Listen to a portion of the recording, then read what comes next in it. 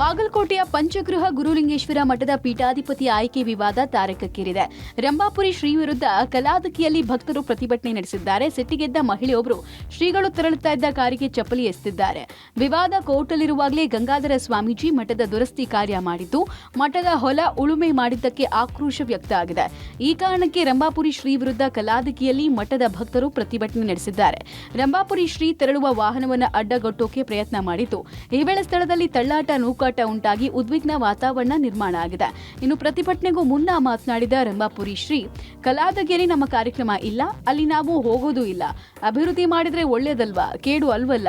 ನ್ಯಾಯಾಲಯ ಏನ್ ತೀರ್ಪು ಕೊಡುತ್ತೆ ಅದು ಇದ್ದೇ ಇರುತ್ತೆ. ಅಭಿವೃದ್ಧಿ ಮಾಡೋದನ್ನ ಕುಂಠಿತ ಮಾಡೋದು ಸರಿಯಲ್ಲ ಅಂತ ಹೇಳಿದ್ರು.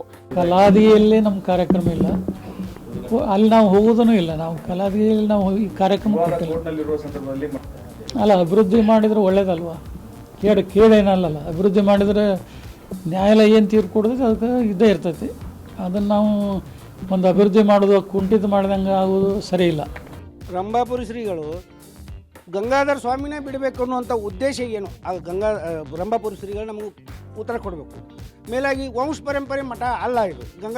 ಗಂಗಾಧರ ಸ್ವಾಮಿ ತಮ್ಮ ಮಠದೊಳಗನ ಪೀಠಾಧಿಪತಿ ಅಂತೇಳಿ ಉತ್ತರಾಧಿಕಾರಿ ಮಾಡಿ ಕೋರ್ಟಿಗೆ ಮಣ್ಣು ಇರ್ತಂಥ ಕೆಲಸ ಮಾಡಿ ಮೂರ್ತಿ ಪತ್ರ ಕೊಟ್ಟ ಮೂರ್ತಿ ಪತ್ರ ಸೃಷ್ಟಿ ಮಾಡಿ ಸಿಎಂ ಸಿದ್ದರಾಮಯ್ಯ ಕಾರಿಗೆ ಬಿಜೆಪಿ ನಾಯಕರು ಮುತ್ತಿಗೆ ಹಾಕಿದ್ದಾರೆ. ಮಂಗಳೂರು ವಿಮಾನ ನಿಲ್ದಾಣದಿಂದ ಸಹ್ಯಾದ್ರಿ ಮೈದಾನಕ್ಕೆ ಬರುವ ವೇಳೆ ಮುತ್ತಿಗೆ ಹಾಕುವುದಕ್ಕೆ ಯತ್ನಿಸಲಾಗಿದೆ.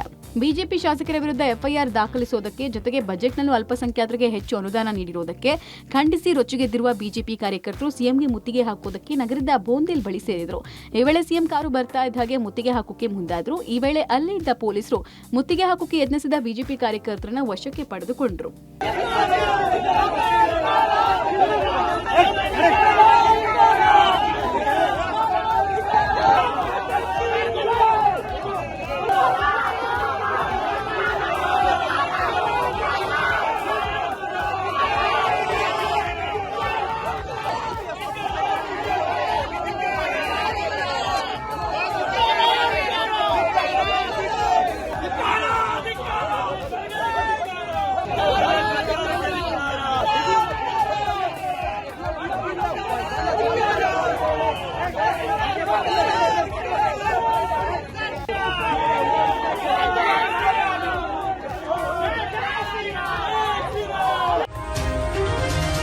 ಲೋಕಸಮರಕ್ಕಾಗಿ ಬಿಜೆಪಿ ಪಾಳೆಯ ಭರ್ಜರಿ ತಾಲೀಮು ನಡೆಸ್ತಾ ಇದೆ.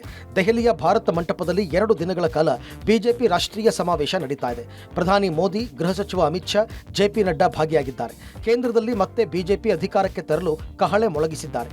ಈ ಸಭೆಯಲ್ಲಿ ಎಲ್ಲಾ ರಾಜ್ಯಗಳ ಬಿಜೆಪಿ ಸಂಸದರು, ಶಾಸಕರು, ಮಾಜಿಗಳು ಭಾಗಿಯಾಗಿದ್ದಾರೆ. 11,500ಕ್ಕೂ ಹೆಚ್ಚು ಪ್ರತಿನಿಧಿಗಳು ಭಾಗಿಯಾಗಿದ್ದಾರೆ. ಲೋಕಸಭೆ ಚುನಾವಣೆಯಲ್ಲಿ 400 ಸ್ಥಾನ ಗೆಲ್ಲಲು ಟಾರ್ಗೆಟ್ ಮಾಡಿಕೊಳ್ಳಲಾಗಿದೆ. ಅದರಲ್ಲೂ ದಕ್ಷಿಣ ರಾಜ್ಯಗಳಲ್ಲಿ ಹೆಚ್ಚು ಕ್ಷೇತ್ರಗಳನ್ನು ಗೆಲ್ಲಲು ಬಿಜೆಪಿ ರಣತಂತ್ರ ಹೂಡಿದೆ. ಕರ್ನಾಟಕ, ತೆಲಂಗಾಣ, ಆಂಧ್ರ, ತಮಿಳುನಾಡು, ಕೇರಳ, ಗೋವಾ ರಾಜ್ಯಗಳಲ್ಲಿ ಜಯಭೇರಿಗೆ ಬಿಜೆಪಿ ಪ್ಲಾನ್ ಮಾಡಿಕೊಂಡಿದೆ. ಈ ಯಾವುದೇ ರಾಜ್ಯದ ಪ್ರತ್ಯೇಕ ಭೇಟಿ ಇಲ್ಲ. ಇನ್ನೊಂದು ಸತಿ ಈ ಸೀಟುಗಳ ಬಗ್ಗೆ ಇನ್ನು ಮೇಲೆ ಪ್ರಕ್ರಿಯೆ ಪ್ರಾರಂಭ ಆಗುತ್ತೆ. ಆ ಸಂದರ್ಭದಲ್ಲಿ ನಮ್ಮನ್ನ ಪ್ರತ್ಯೇಕವಾಗಿ ಭೇಟಿ ಆಗ್ತದೆ. ನಾನು ಭಾಳ ಸ್ಪಷ್ಟವಾಗಿ ಹಲವಾರು ಬಾರಿ ಹೇಳಿದ್ದೇನೆ, ನಾನೇನು ಅಪೇಕ್ಷಿತನೂ ಇಲ್ಲ, ಯಾರಿಗೂ ಕೇಳ್ಕೊಂಡಿಲ್ಲ. 400 ಕ್ಷೇತ್ರಗಳನ್ನ ಗೆಲ್ಲುವಂಥ ಒಂದು ಟಾರ್ಗೆಟನ್ನು ಇಟ್ಕೊಂಡು ಕರೆದಿರ್ತಕ್ಕಂಥ ವಿಶೇಷ ಕಾರ್ಯಕಾರಿಣಿ ಸಭೆ. ಸುಮಾರು 12,000ಕ್ಕೂ ಹೆಚ್ಚು ಜನ ಬರ್ತಾ ಇದ್ದಾರೆ ಅನ್ನೋ ಮಾಹಿತಿ ಕೂಡ ಇದೆ.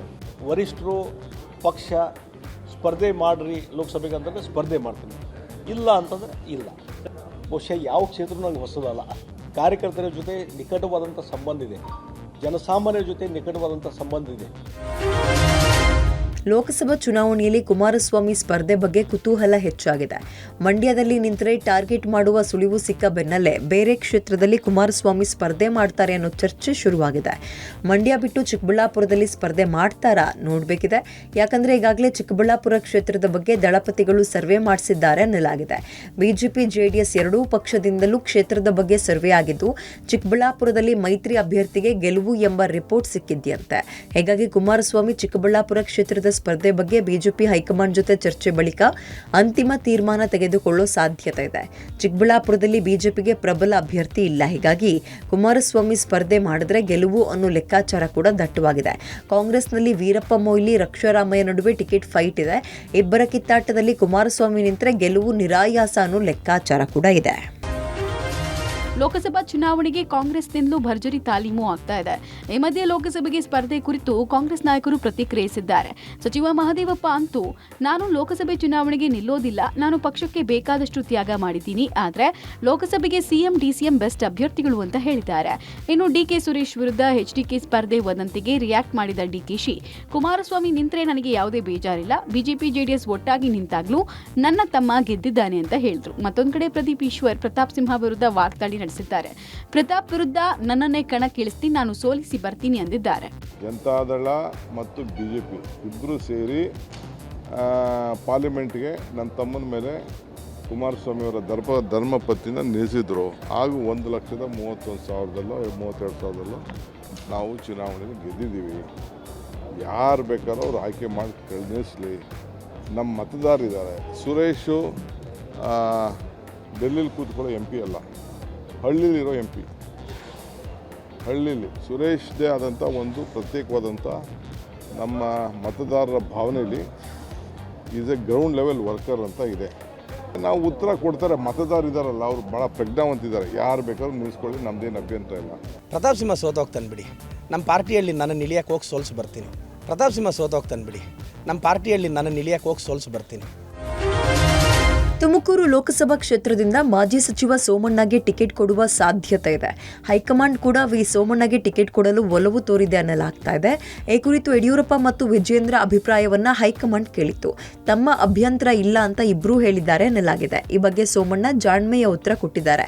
ಅದರ ಬಗ್ಗೆ ನನಗೆ ಗೊತ್ತಿಲ್ಲ, ಆ ಮಾಹಿತಿ ನನಗಿಲ್ಲ. ನಾನು 365 ದಿನವೂ ಚುನಾವಣೆಯೇ ಮಾಡೋದು. ಗೆದ್ದಾಗ್ಲೂ ನಾನು ಸುಮ್ಮನೆ ಕೂತಿಲ್ಲ. ಇದು ನನ್ನ ರೂಟೀನ್ ಕೆಲಸ. ಈಗ ಸೋತಿದ್ದೀನಿ ಅಂತ ಸ್ವಲ್ಪ ಸೋಮಾರಿಯಾಗಿದ್ದೀನಿ ಅಷ್ಟೇ. ಹೈಕಮಾಂಡ್ ಬಳಿ ತುಮಕೂರು ಲೋಕಸಭೆ ಟಿಕೆಟ್ ಕೇಳಿದ್ದೀನಿ. ಗುರುತಿಸಿ ಟಿಕೆಟ್ ಕೊಟ್ಟರೆ ಜನರ ಬಳಿ ಹೋಗ್ತೀನಿ. ನನಗೆ ಬೆಂಗಳೂರು ಹೇಗೋ ತುಮಕೂರು ಹಾಗೆ. ನನಗೂ ತುಮಕೂರಿಗೂ ಅವಿನಾಭಾವ ಸಂಬಂಧ ಇದೆ ಅಂತ ಹೇಳಿದ್ದಾರೆ.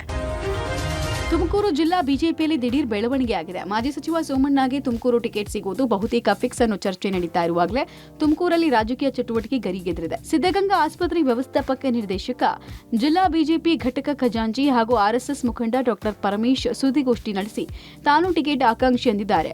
ಹೈಕಮಾಂಡ್ಗೆ ತಲುಪಿದ 4 ಹೆಸರಲ್ಲಿ ನನ್ನ ಹೆಸರು ಮೊದಲಿದೆ. ನನಗೆ ಟಿಕೆಟ್ ಫೈನಲ್ ಆಗಲಿದೆ ಅಂತ ವಿಶ್ವಾಸ ವ್ಯಕ್ತಪಡಿಸಿದ್ರು.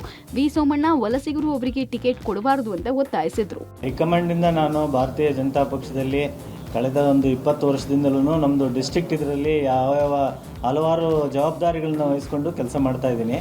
ಈಗ ಕಳೆದ ಒಂದು 5 ವರ್ಷದಿಂದ ಜಿಲ್ಲಾ ಖಜಾಂಚಿಯಾಗಿ ಕೆಲಸ ಮಾಡ್ತಾ ಇದ್ದೀನಿ.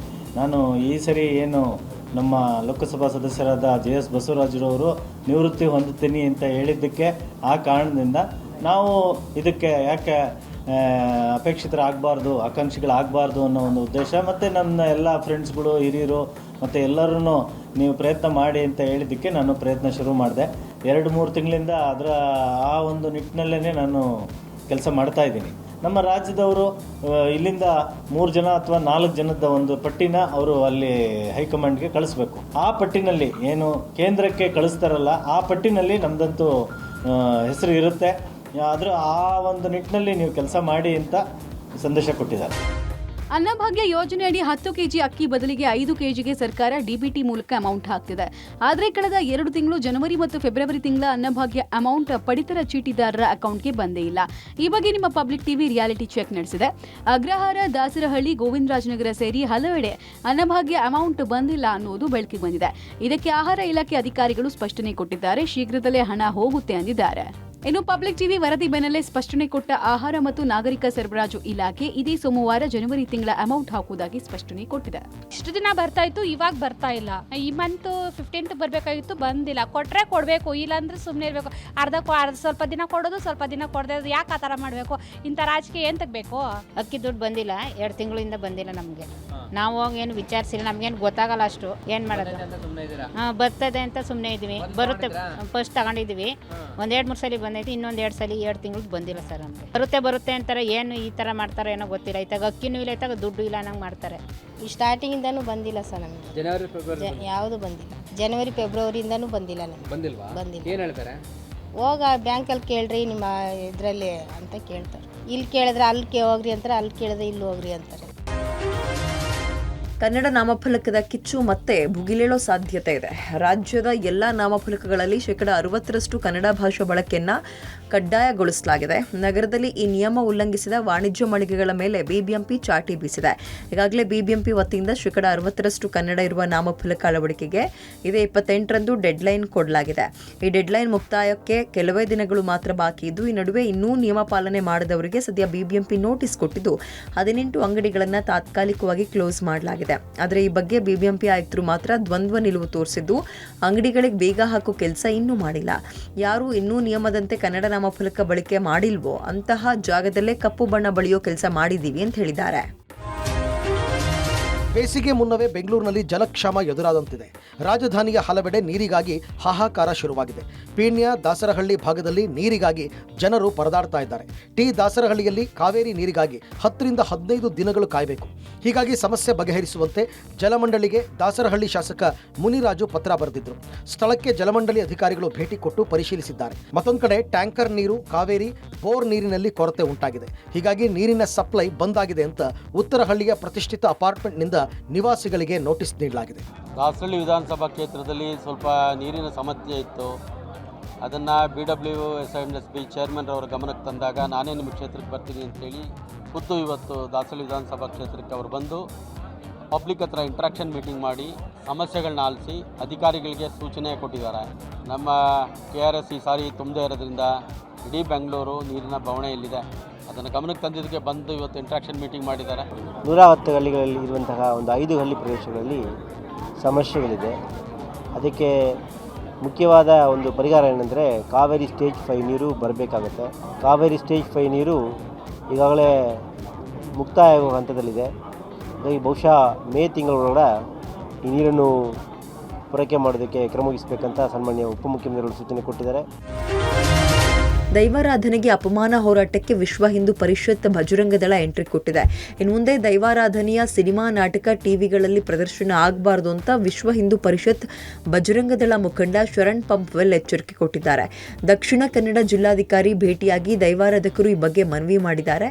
ದೈವಾರಾಧಕರ ಸಂಘಟನೆಗೆ ಹಿಂದೂ ಸಂಘಟನೆ ಸಾಥ್ ಕೊಟ್ಟಿದೆ. ಎಚ್ಚರಿಕೆ ಮೀರಿ ಇನ್ನು ಮುಂದೆ ಕಂಡಲ್ಲಿ ದೈವಾರಾಧನೆ ಪ್ರದರ್ಶನ ಆದರೆ ಮುತ್ತಿಗೆ ಹಾಕ್ತೀವಿ, ಹೋರಾಟ ಮಾಡ್ತೀವಿ ಅಂತ ಎಚ್ಚರಿಕೆ ಕೊಟ್ಟಿದ್ದಾರೆ.